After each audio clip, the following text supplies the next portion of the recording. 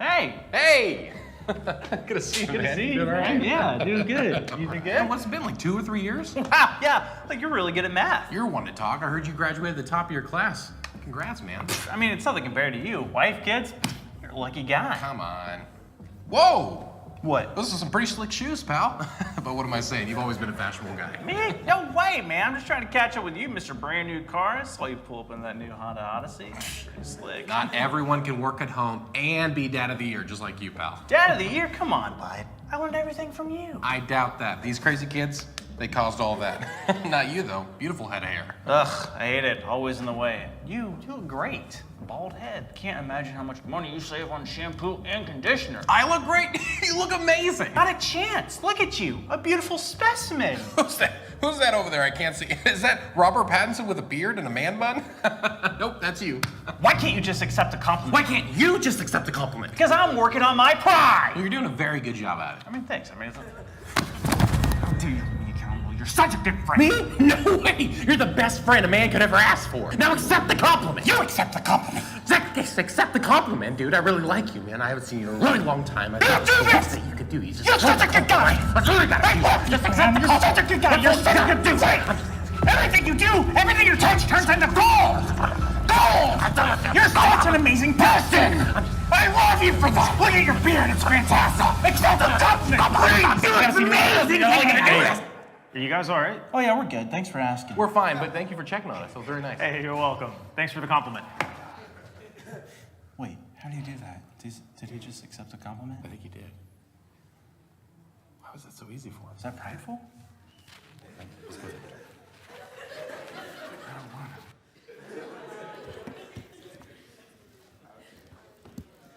Breaking the cycle of pride by refusing to accept compliments. Just so you know, I will not be accepting any compliments for the rest of the morning because I am trying to break the cycle of pride in my own life. Anyway, welcome to first real session of Saturday of Recharge. Some of you are still awake after your first workshop. Hopefully you didn't put your workshop leaders, almost. You didn't even have any caffeine this morning. What is up? You slept like a minute last night. All right, anyway, I have a few announcements before we dive into our singing and our speaker in just a moment. First thing, I want to let you know ahead of time, we are going to be giving you evaluation forms during, what? Oh, talking to them, fine, sorry. You can talk to them all you want, it's totally cool. So, we are going to be giving out evaluation forms during the third workshop session. And most of you guys are like, oh, this is cool if I have time. No! We need to know if we messed up or if we did good and what you liked, what you didn't like. And we really do pay attention and we do try to make tweaks to the schedule and to things we're offering in order to find out like what stuff you guys enjoy doing. So this is your opportunity to have a voice in how we make plans for Recharge. So please, when those evaluations come, take just a minute, fill it out. We'll have a place to drop them off and I'll tell you about that in the last session.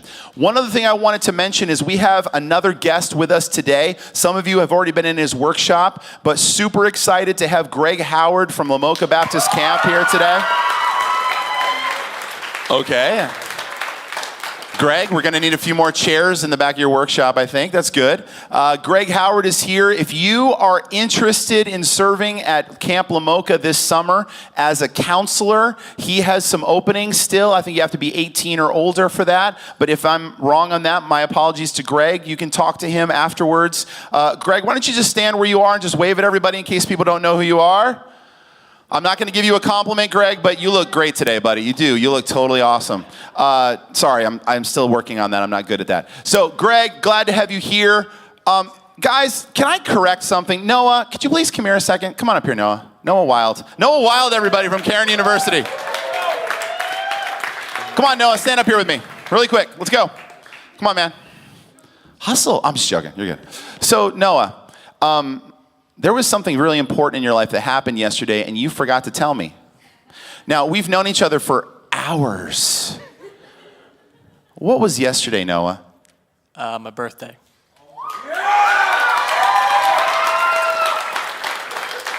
Noah, I really thought we had a connection. and apparently not enough for you to tell me it was your birthday yesterday. So while 16 seeds are knocking off 1 seeds, you're also celebrating the day that your mom brought you into this world, buddy. I think we should celebrate. Happy birthday to you. Happy birthday to you. Happy birthday. His name is Noah. Happy birthday to you. Noah Wild, everybody. Don't forget Cairn University. Go talk to him afterwards. Get your t-shirts. Sign up for good information. No, we love you, man. Did you just make that up so that I'd bring you on stage? Pride. We're talking about pride today. All right, let's break the cycle. Worship team, you've been very patient with me while I've been going on and on like an idiot. Come on up here, worship, sing it out. I'll get you after, I promise. Should they stand up? Yeah, go ahead and get on your feet, guys. Sorry. You can't sit down during this song. It's impossible.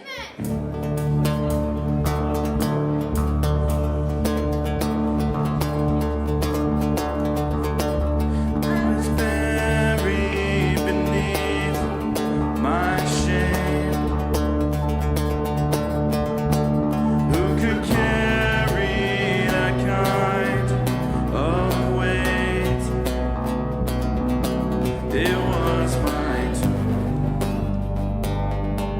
till I met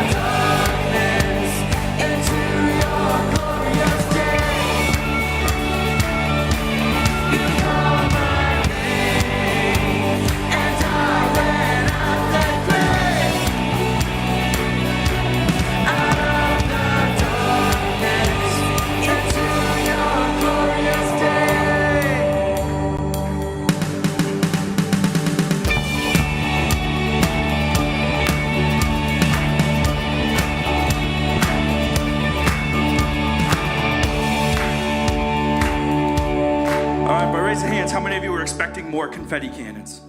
Nobody? Okay. Yeah. Nah, just kidding. You only get that joy once. All right. All right, so we're going to sing a couple more songs before we invite Josh back up here to speak. But these next couple of songs have a similar theme. All right? So raise hands or make some noise. Who believes that if you have Christ in your heart and he's in your life, that's all you need? That is literally, it's not, I have Christ in my heart and I'll be fine as long as I have Dunkin' Donuts or whatever, No, it's Christ is enough. So these next couple of songs we're going to sing is about Christ being enough in our lives. And once we invite him, once we make that decision and he is living in us and we are living to serve him, then your life is changed forever from that moment on, right? All right, we got 2 more songs here.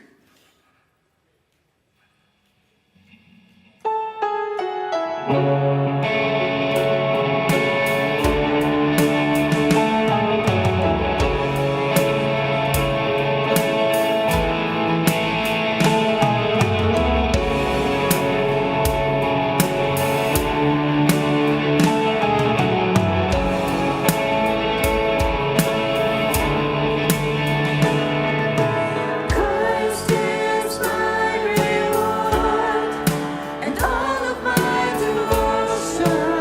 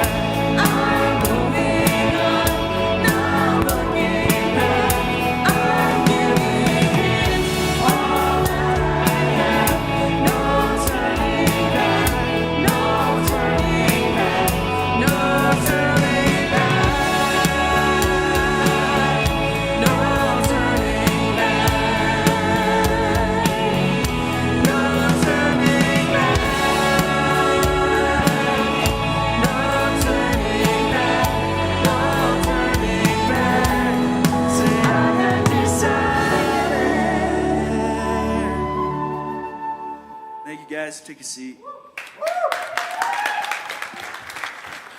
All right, before our speaker comes to bless us with God's word, there's an announcement that I kind of forgot to give, and I don't want you to miss it. I'm about to introduce to the stage, or stave, or whatever that is, Dr. James Vogel, everybody!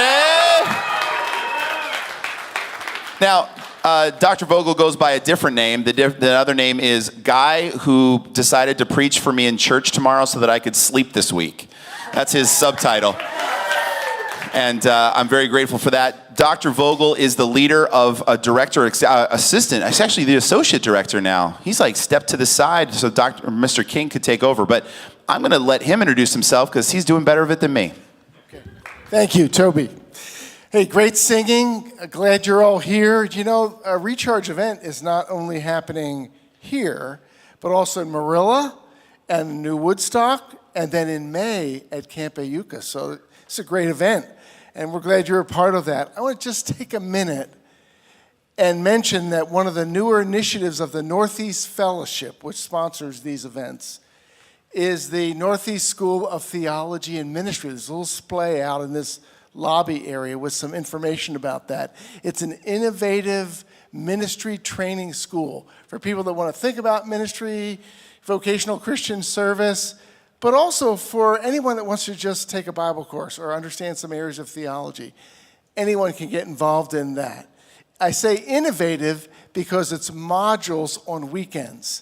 And we don't have a campus, we meet in churches. And we don't have full-time faculty, pastors do the teaching with advanced degrees are doing that teaching. So it's kind of a neat thing. The main thing I wanted to say is that juniors and seniors in high school, this is our kind of informal approach to dual enrollment. But juniors and seniors in high school can come and take a course. Friday nights and Saturdays. We have Bible courses. We have some ministry courses that you might be interested in and some theology. And you're welcome to do that. Maybe it'll create some interest in thinking about how you might be able to serve the Lord. But stop by that table. You can sign up for some more information and we'll send you some things about it or take one of those brochures. But thanks for praying about the Northeast School of Theology and Ministry. We're just getting underway and good things are happening. Awesome. Thank you. Round of applause for Dr. Vogel, please. Seriously, all of you, especially juniors and seniors, if you want to try doing a dual enrollment thing where you take some Bible classes, I'm sure that would count for some credits. You can probably work that out. Great opportunity. Pastors from all over the state that do some teaching. Great stuff to stimulate your mind and get you to thinking. And honestly, a really good preparation for college, too, if that's something that you want to do. So, did anybody enjoy the message last night, Josh Perez? Did you do okay? I think we'll let him come back then. Okay, so last night was Gideon, and Gideon turns out a bit of a train wreck. You haven't seen a train wreck until you learn about Samson. Come on up here, Josh. Tell us more about Samson.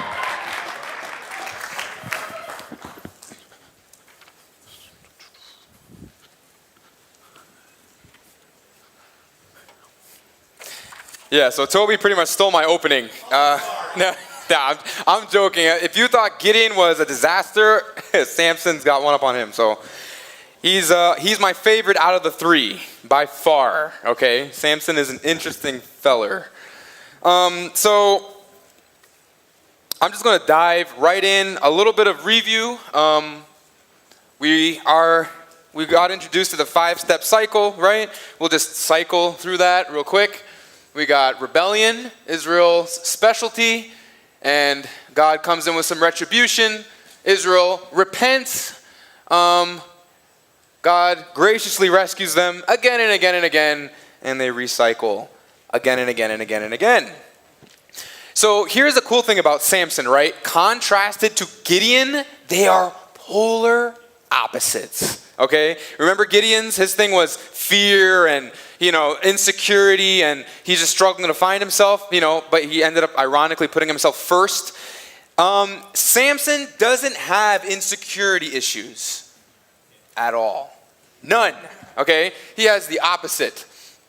So, this is how I know Samson. He's the Bible's version of the Hulk, okay? Which opens up some fascinating debate. Does this mean that Samson was like this ripped, jacked, like beast of a man? and he just like strolled around and you could clearly tell that's Samson? Or would he be the kind of guy who he looked average, but when the Holy Spirit came upon him, he was able to do these amazing feats of strength, but he looked like an average guy? I don't know. Okay, I don't know which one it is. Which one is cooler, by the way? The first, I mean, yeah, you got the look, you got the physique, but also like the undercover, like, oh, the average Joe just literally took out 1,000 guys. Where did that come from, right? Anyway, Bible's version of the Hulk, Gideon said, I just want to be somebody, right? Samson says, I can be anybody. Anybody I want. His thing is focus. All right, that's going to be his acronym. So Gideon's was first, Samson's is going to be focus. All right, let's break down focus so we get to know him a little bit. So fraternizing, like what is that? It's like a fraternity? No, nothing at all related to that. It's Samson flirts with his enemies. Okay, Samson is a judge. You're supposed to have, be against an enemy. You're supposed to rescue your people from an enemy nation. He likes to mess around with them. He likes to fraternize with the enemy a lot. It's going to get him in trouble. He also goes overboard on everything. Everything is over the top with Samson, okay? Over the top dramatic. He's also extremely cocky, overly confident, just bleeds like confidence and like I'm untouchable and no one can stop me. He also underestimates. That's his Achilles heel. He underestimates. And he's also extremely self-centered. Can I point out an interesting similarity between Gideon and Samson? They seem polar opposites, but they both put themselves first in different ways, right? Gideon's so consumed with fear, he puts himself first in that way, and then that mutates into him putting himself first in more aggressive ways. But Samson is also consumed with himself, but not because he's afraid, but because he's fearless, but for the wrong reasons. I love this. It should be in the slide, okay? But you guys fans of the Lego movie at all? Yeah! Okay, all right. So Morgan Freeman, right? He plays like the Gandalf figure in the movie, right? He said something that cracked me up because it just fits with Samson so well. All right, hopefully I have it here. Trust your instincts unless your instincts suck. That is literally Samson, okay? He went totally by instinct. Whatever feels right, whatever feels good, that's what I'll roll with. But his instincts were terrible. Awful. All right, so just like Gideon got 3 phases, Samson gets 3 phases, equal treatment, okay? Samson's not going to get special attention. Let's set the context, right? Judges chapter 13, that's where we're going to be at. Judges 13, verse 1. Before we get into phase 1, we got to say a few things first. Here's the scenario. Notice even the author sounds tired of the cycle, right? And the people of Israel, again, did what was evil in the sight of the Lord. So the Lord gave them into the hand of the new enemy this time, not the Midianites, the Philistines. We know them, David and Goliath, right? Gave them into the hands of the Philistines for 40 years. Ooh, 40-year timeout. Long time. So context-wise, God decides to whip out his tool bag and he picks up a familiar tool he likes to use a lot. He is going to work through a woman who wants to be a mom, but she can't because she can't have kids. And he is going to do what he's done a lot of times. He is going to decide to make it possible for her to have a child. Okay? And we get into this conversation. Again, God in disguise mode appears and has this little conversation with this woman, right? And he tells her a few things. It says, behold, you shall conceive and bear a son. But there's some special rules with this son, okay? 3 things. No razor shall come upon his head, for the child shall be a Nazirite to God from the womb. What does that mean? Basically, you, as a Jewish male, you were able to take something called the Nazirite vow, which meant for a temporary period of time, you would, I'll list them up here. you would, they'll come up in a little bit. You will have no haircuts, okay? No haircuts. For that period of time, you don't touch your hair. And then also, you do not come into contact with dead bodies. You stay away from anything unclean or ceremonially impure. And also, no drinking, no alcohol, okay? So the thing with Samson that made it different was that this is a lifelong thing. Most Jews would do it, Jewish males would do it for a period of time, consecrate that time to God, and then get out of it, and then they can cut their hair or have wine, so to speak, right? Samson has a lifelong Nazirite vow. He has to stay away from these things all his life, okay? So continuing on, verse 5, you shall conceive and bear a son. No razor shall come upon his head, for the child shall be a Nazirite to God from the womb, and he shall begin to save Israel from the hand of the Philistines. So you're not just getting any child, you're getting the deliverer of Israel out of this situation that you've been stuck in for 40 years.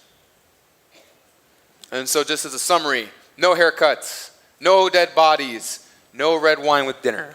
All right? We jump over to verse 25, and this is going to be the key about Samson, his success, what puts him on the map, what makes him the character that it just stands out so much to us. It's going to be this phrase right here, Judges 13:25, and the Spirit of the Lord began to stir him. In other words, we're going to get another, God's doing all the work, but Samson's going to be taking all the credit, or at least acting like he's going to be taking all the credit, all right? But God is the engine driving this thing. So our first phase, we're going to jump in. We're going to, right away, the first few stories about Samson, we find out a lot about him. We get a little taste and a little feel for what he's like. We're going to call it the Samson summary, okay? That's going to be our phase 1. And there are 5 things under this. First of all, we're going to find out Samson is a sucker for seduction. All right? His passions are going to be his assassins. He is going to be he's going to have a thing for women. He's going to have a thing for, call it weird, he'll have a weird romance thing, and it's going to get him in trouble. And we get that right off the bat. Judges chapter 14, verses 1 and 2. We find something out about him. It says that Samson went down to Timnah, and at Timnah he saw one of the daughters of his own people. Nope. One of the daughters of the enemy, the Philistines. How is he going to, okay, he saw her, so what? Well, he came up and told his father and mother, I saw one of the daughters of the Philistines at Timnah. Now, get her for me as my wife. Okay, so right out the gate, Samson is gazing and grabbing. I see something I want to get it now. And more than that, mommy and daddy, you handle it for me. Do it. Whoa, that teaches a lot. We have a very different vibe than from Gideon, right off the bat. Okay, right? Something also we see, we get a little seed of the remake the cycle. God is trying to use Samson to break the cycle, but Samson's already combating that. He's experimenting with the enemy. You're not supposed to be looking and like, oh, I want to marry this girl. These are the people that I'm supposed to be delivering Israel from, these people, not marrying into them. And right away we see who is Lord of Samson's love life, if you want to call it that. It's Samson. It's Samson. At this point in his life, he understands his mission and calling. He understands what he's supposed to do. It doesn't seem like it matters much to him how he goes about doing it. Okay? By the way, I can't resist just putting this point in there real quick. It's a relatable cycle too, the flirt to convert. Who's heard of the flirt to convert strategy? Okay? Basically, the idea, I just want to connect this to us real quick. The idea that you can, as a believer, you can date and you can be romantic with someone who's not a Christian, and that will not affect you negatively in any way, or that doesn't displease God in any way. That's not true. It's dangerous to experiment. And when I say experiment with the enemy, it's not the same context, obviously, as Israel and the Philistines, where they actually fought each other. But enemy in the sense that someone who is unsaved is an enemy of God. But you're not, if you're a Christian, right? So that kind of relationship, it's literally two opposites, two things that should never come together. You're trying to force that together. It will lead to many issues. It's not pleasing to God. Just wanted to throw that in there.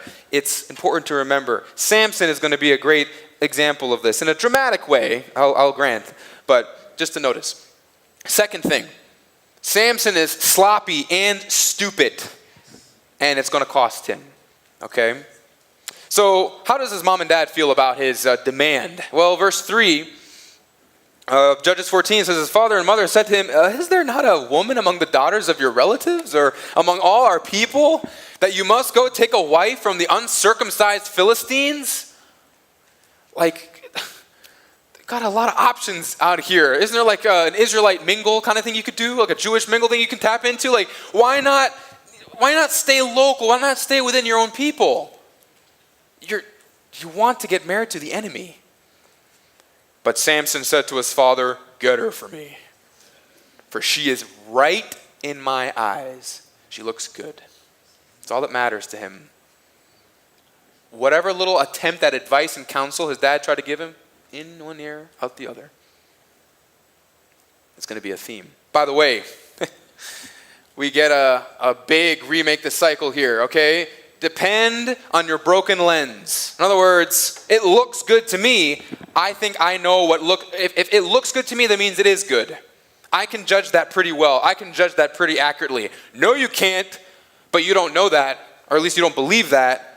And it's very similar to why the book of Judges was written. Why is all this cycle stuff going on in Judges? Well, one of the biggest ingredients that the author tells us is because everyone in Israel did what was right in their own eyes. You see what the author's trying to do here? He's trying to say Samson is, again, another symbol of that. He's literally saying, I'm going to do this wrong thing because it's right in my own eyes. Just like Gideon was a miniature symbol of what the problem is with Israel, here Samson is a miniature symbol of what the problem with Israel is. And again, another thing about remaking the cycle, just become friendly with what we should be fighting. There are some things as believers we have to oppose, we have to be against, and we have to take a stance against, and that sometimes is uncomfortable and inconvenient, but it's something we have to do if we are truly who we say we are, if we truly are Christians. There are some things that we're for, of course, but that also by definition means there are some things we have to be against. Samson's blurring those lines. I'm for God. I'm serving him, but I'm actually going to be acting the opposite, and that's okay. I'm untouchable. Also, just a quick note about ignoring counsel. He should know by now that this is wrong. Ignoring his conscience, that's been numbed apparently, and ignoring commands. God has directly said, do not intermarry with the pagan nations around you, right? But it's all based on it looks right. And let me ask you a question. Let me tell you about a question the culture never asks itself, apparently, okay? What if what you want is wrong? What if your desires are defective? The assumption is I want something, and I think because I want it, I should get it. No one questions, but what if the machinery, the mechanism of the wanting is faulty? What if it's faulty equipment? What if what I want is bad for me? Do I ever ask the question that maybe what I want is something that is damaging or dangerous? The culture never seems to ask that. It's just I want it. That alone makes it good. But that's not true. That's not true. Samson doesn't take a step back and say, are my desires okay? Do they work? If I peep under the hood of my desires and what I want, is everything functioning the way it should? Doesn't take that step back. But we need to. So right away you can see a lot of dangerous ingredients. Almost like a couple of ingredients are being poured into the pot and getting stirred around. You can see where this is going. We're getting a hint of it. And so I think it's fascinating that at this stage, as his mom and dad are probably just ripping their hair out, we get this verse. His father and mother did not know that it was from the Lord. Wait, what?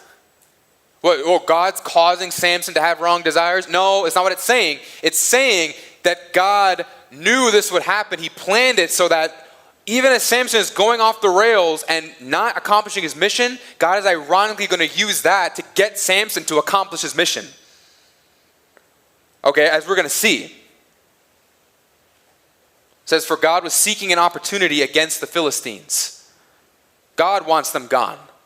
It's enough oppression from the enemy. God wants to use Samson. But notice again, it's not because Samson is willing and ready and here I am, Lord, use me. I'm ready to serve. Samson is busy with other things. Right? But notice, Samson is going to go out of control, but he's not at the controls. It's not like God is looking at Samson and, oh no, my plans are ruined. It's like, no, you are obviously going off the rails and that's wrong, but that's not going to stop me from getting done what I want to get done. That's the cool thing about God. You cannot stop him when he wants to do something. God doesn't have his hands tied behind his back because some person decides to disobey him. God's not limited by that. But notice that that's not really visible, right? You don't really see that. God is invisible while he's accomplishing, he's at the controls, but he's also invincible because he can't be stopped in what he's trying to do. So if you look at it from the surface, things are going off track. Things are looking bad. Samson's a terrible judge already. But will that affect God's plan for getting rid of the Philistines? No. Will it make it a lot more interesting? Yes. Yes. All right. So right after this, we get another little glimpse. Remember, we're still finding out about Samson. This is still the Samson summary, right? So something else we find about it. What is the source of his steroid strength? We already talked about, we haven't seen the steroid strength at work yet. Okay? But we remember that it's not like Samson just, had his morning bowl of Wheaties and some, solid protein powder and worked out. And this is why he is what he is. We get a reminder of what the source of his strength is. We get a little incident here. Judges 14:5-6. And Samson went down with his father and mother to Timnah. And so apparently his mom and dad are just going along with it. They don't say no. They're like, oh, please don't. I'm going to do it. All right. And they came to the vineyards of Timnah, and behold, that's like an author's way of saying, whoa, we have an exciting event right on the horizon. Behold, a young lion came toward Samson roaring. And then notice the wording. Then the Spirit of the Lord rushed upon him. Source of the steroid strength makes his appearance. And that's where we get this amazing scene. And although he had nothing in his hand, he tore the lion in pieces as one tears a young goat. Can you just imagine that? Like, can you picture like top jaw and bottom jaw just ripping it in half? Like, whatever you want to picture.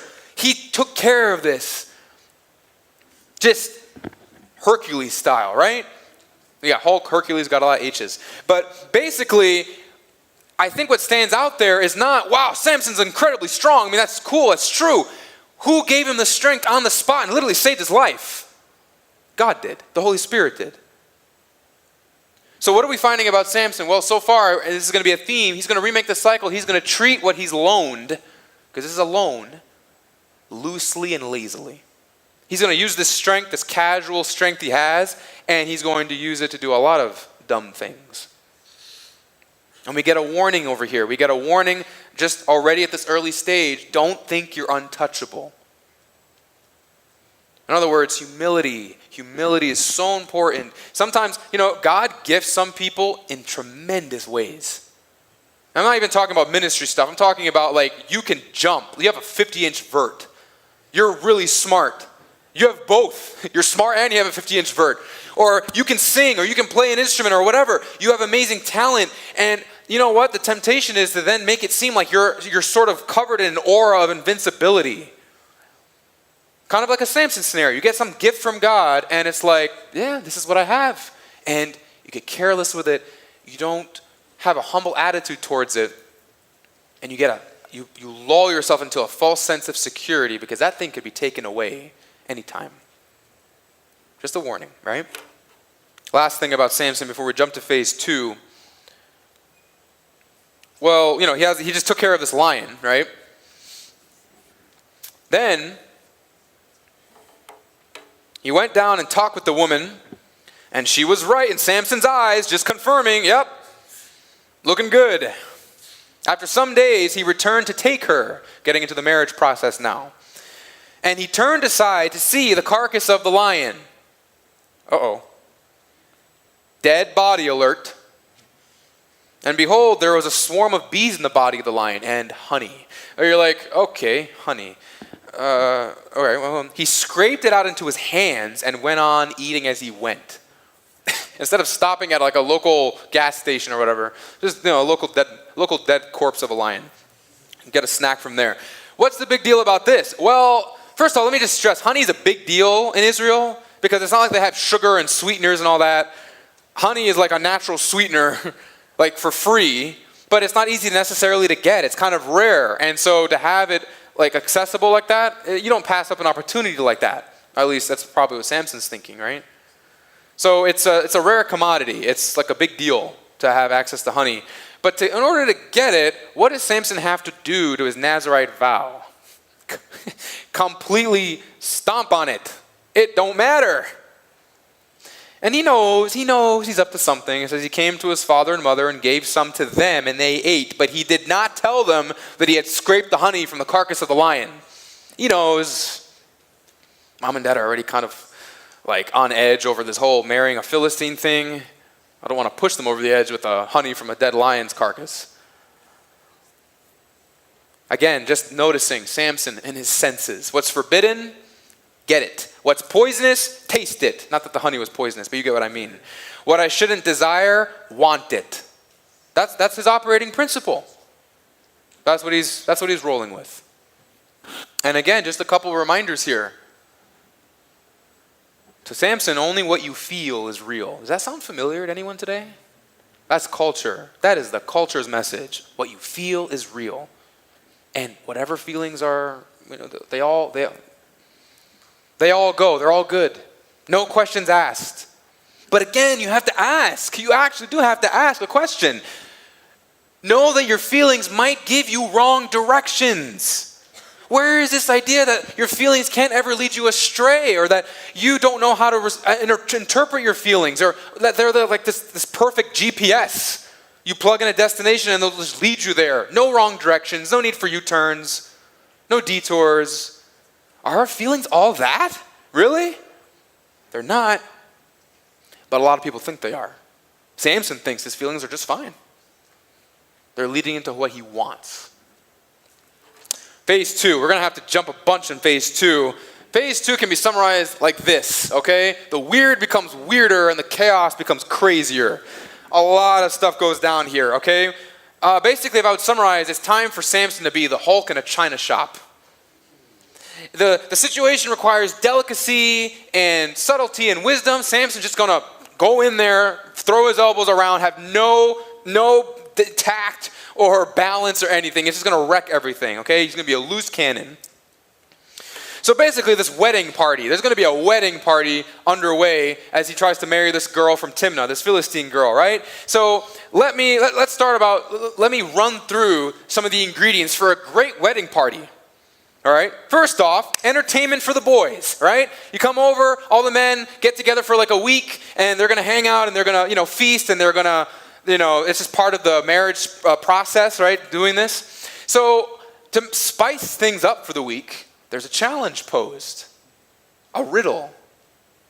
Okay. Basically, Samson says, "Hey guys, I want to bet you something. I'm going to give you a riddle. Solve it within 7 days. I'm going to give you a new wardrobe. I'm going to give you 60 pieces of clothing." Whoa. That's a big deal. Again, big deal. 60 pieces of clothing. Here's the catch, though. If you don't get the riddle and solve it within 7 days, you give me 60 pieces of clothing. Now, I want to remind you of something. Samson is swimming with the piranhas right now. Okay.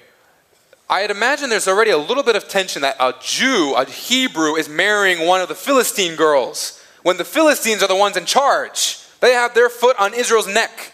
But Samson is swaggering around, I pick a girl from the Philistine camp, I'm going to marry her.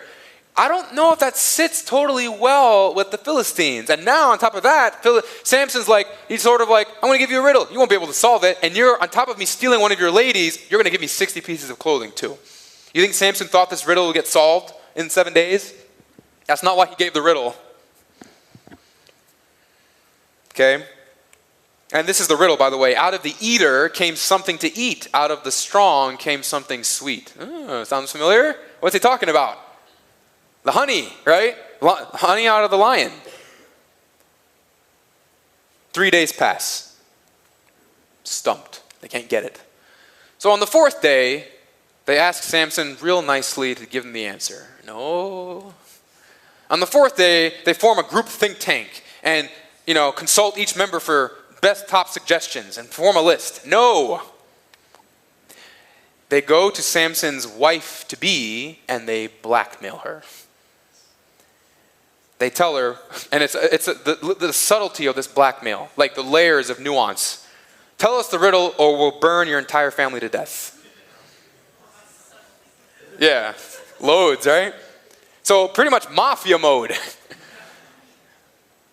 Blackmail the bride-to-be. So she's terrified. So she goes to Samson and she pretty much nags him to death. Theme alert.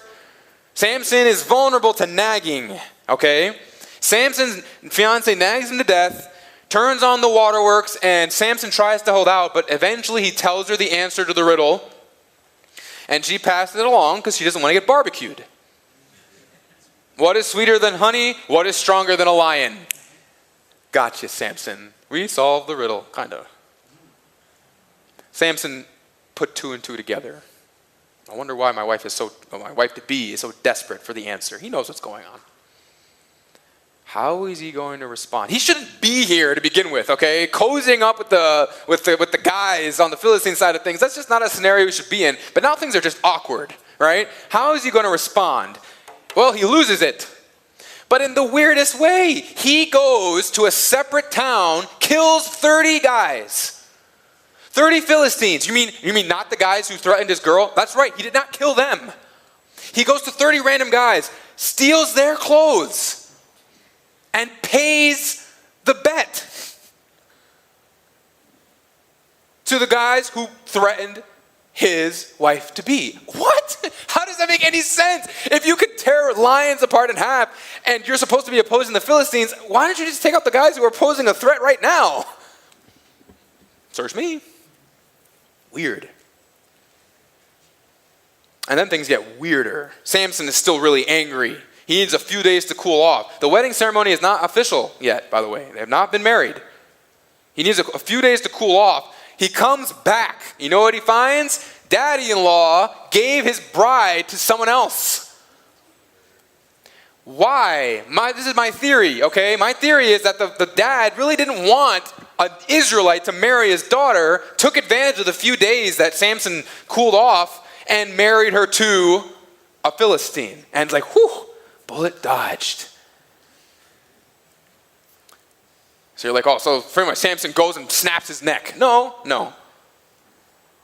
Samson loses it again, but in a weird way. Again, listen to this. This is weird to say, but it's what the Bible says. And Samson has the ability to do this, as weird and random as this is.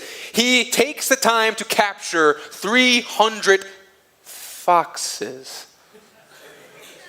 The story was going here, and all of a sudden, like veered off. Okay, 300 foxes. Which you're like, did he grab them all at once? He's like charging through the forest, and he's just like piling foxes. Like, I don't know. I assume this took a little time, puts them in pens and all that. He's planning this elaborate revenge. So eventually, after collecting 300 foxes, I get excited when I see like a dead fox on the road driving by. Like rare sighting around here, right?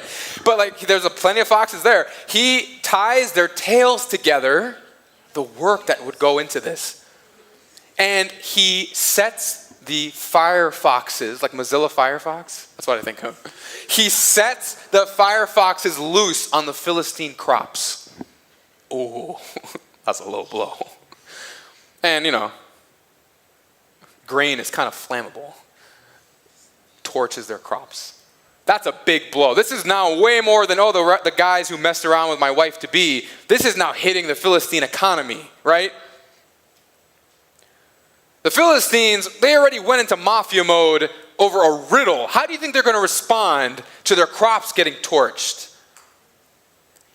They go to the father-in-law, and they go to Samson's wife-to-be, who used to be, and they burn them alive. they don't play. They're not messing around. We have a little ping pong action here. Samson, backhand riddle. Philistines hit it back with, basically marrying off, he misses out on his marriage.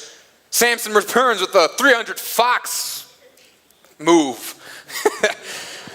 And then the Philistines are like, you know what? Just burn them alive. Barbecue.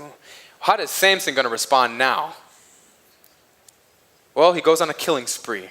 Doesn't say how many he took out, but he just kills a whole bunch of Philistines.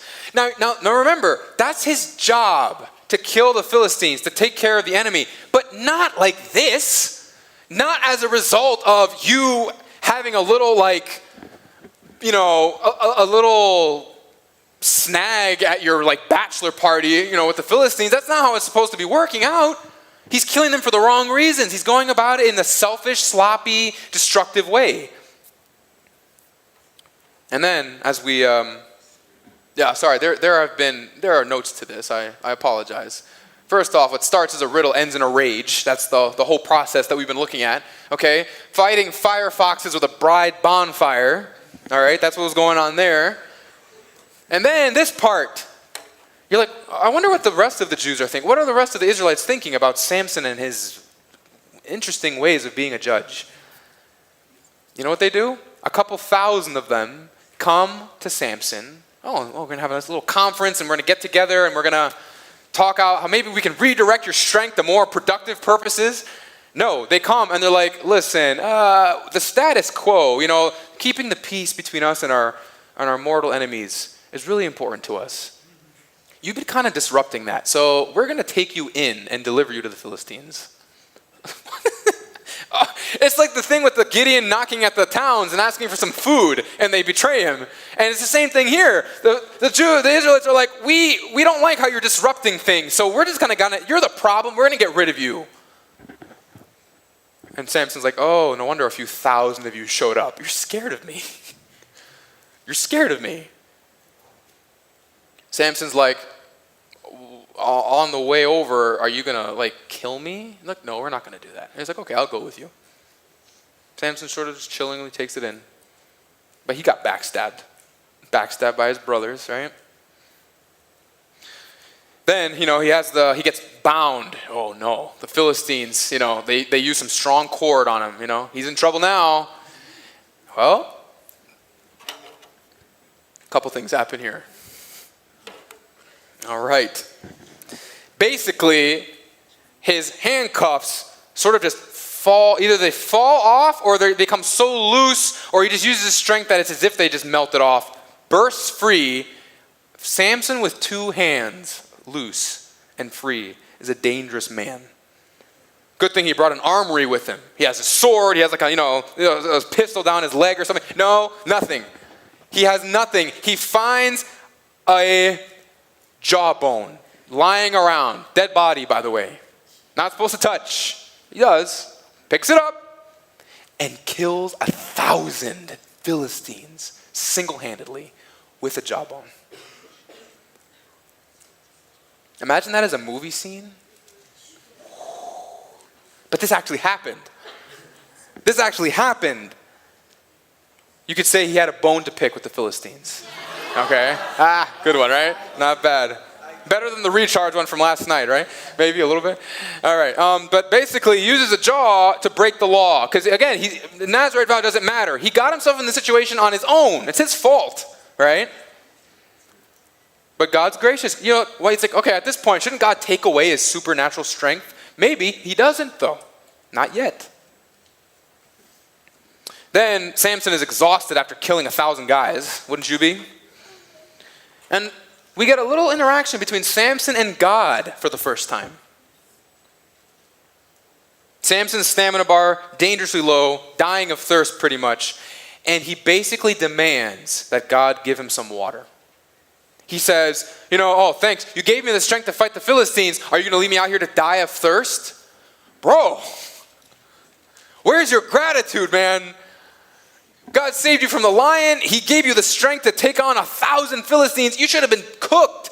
They were going to kill you. Take out an enemy. That's it. Most wanted. Here he is, bound right in front of us. And God got you out of that. And now you're like, thanks for, doing a halfway job, God. Could you at least provide me some water while you're at it? If I were God, would I give Samson water? I wouldn't give him water. I would give him something else, though. All right? Give him quite a few things. God gives him the water. Comes out of a rock. Like, oh, Moses vibes. Yep. Gives him the water. And Samson continues on. We get to phase 3 now. Phase 3 is it's posed as, it's a mixture of, well, it's actually a proverb from the Bible, posed as a couple questions, okay? And it's this: can a man carry fire next to his chest and his clothes not be burned? Or can one walk on hot coals and his feet not be scorched? Basically, it's that whole thing of you play with fire, you're going to get burned. Samson has been spending his entire career as judge playing with fire, dancing on the edge. Something's going to happen. We know something's going to happen. The interesting thing is how long God's been waiting before something happens, right? So we're going to meet Samson the simp, okay? Samson has 3 simp moments. The girl from Timnah, we already saw that, all right? We got her, he has a problem there, fraternizing with the enemy. Then we meet another girl.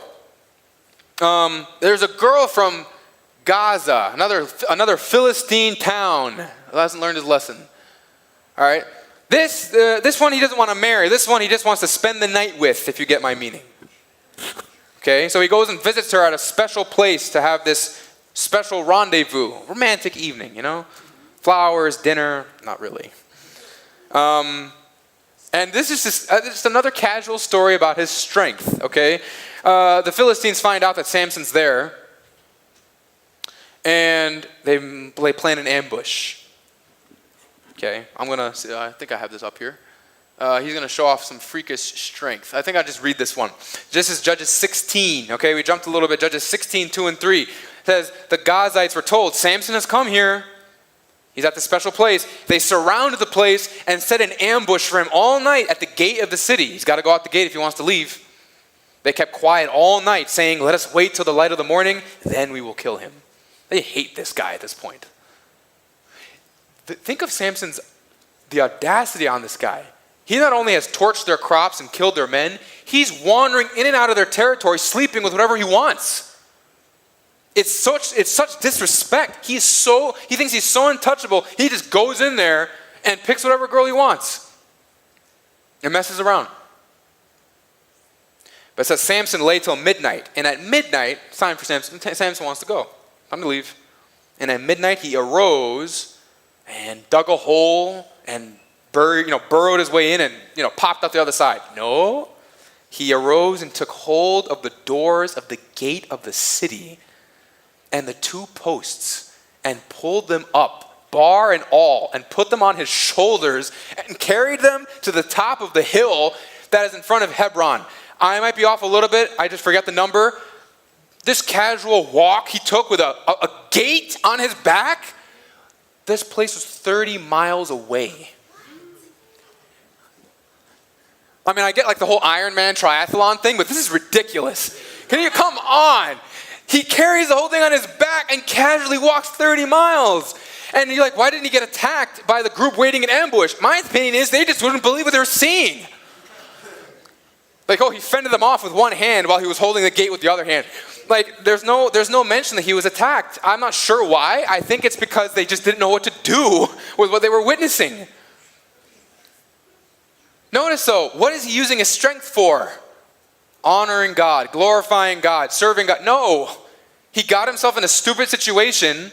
There was some danger involved, and then God loans him the strength, and what does he do? He uses it to get out of town after messing around with another girl. That's Samson the simp moment number 2. Samson the simp moment number 3 is a little different.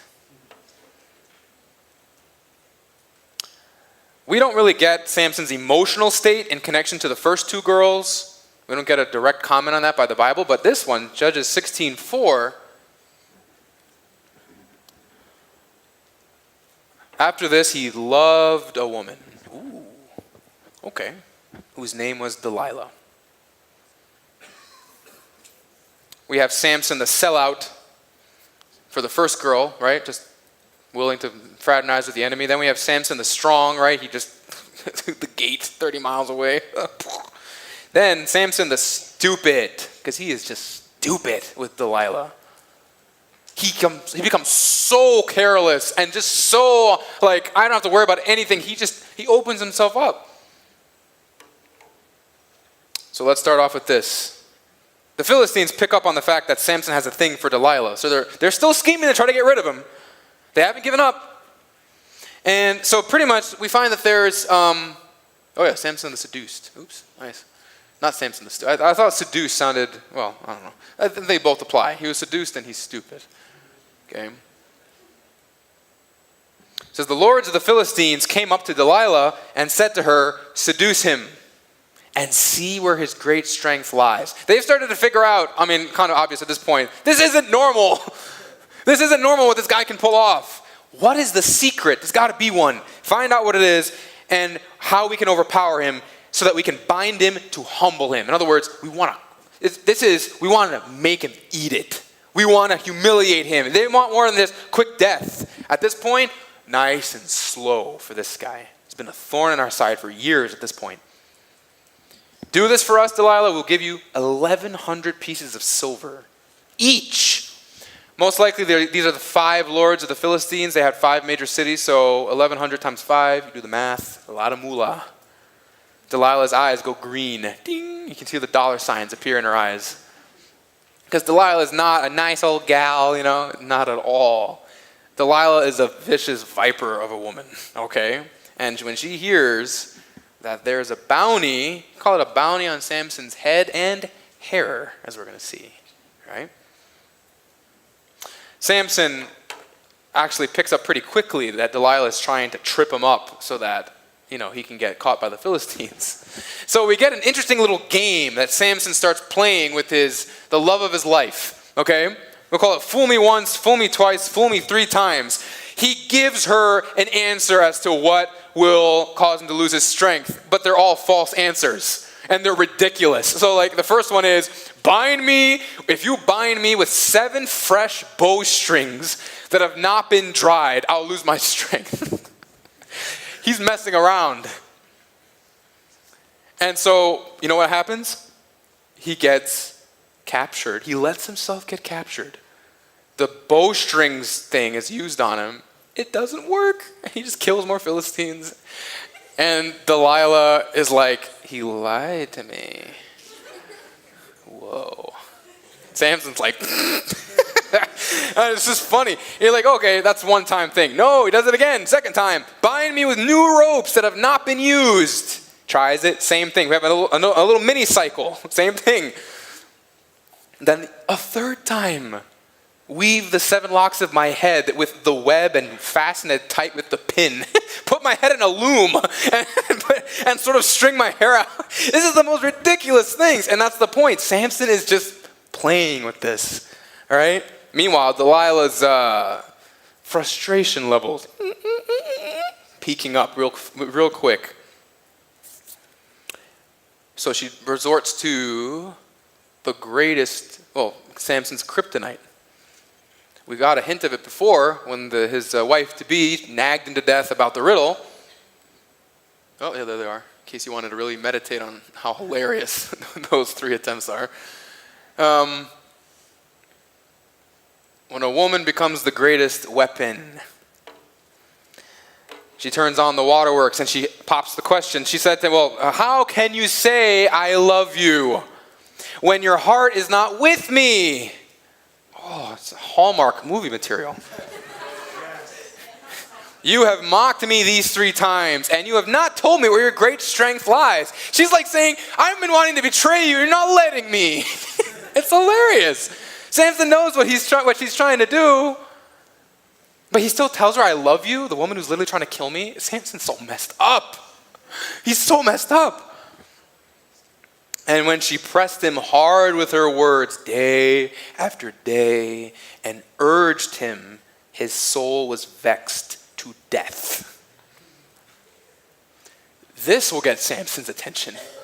He gets exasperated to the point that he's willing to tell a known enemy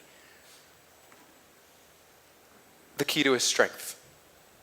He told her, it says in verse 17, chapter 16, and he told her all his heart and said to her, a razor has never come upon my head, for I have been a Nazarite to God from my mother's womb. If my head is shaved, then my strength will leave me, and I shall become weak and be like any other man.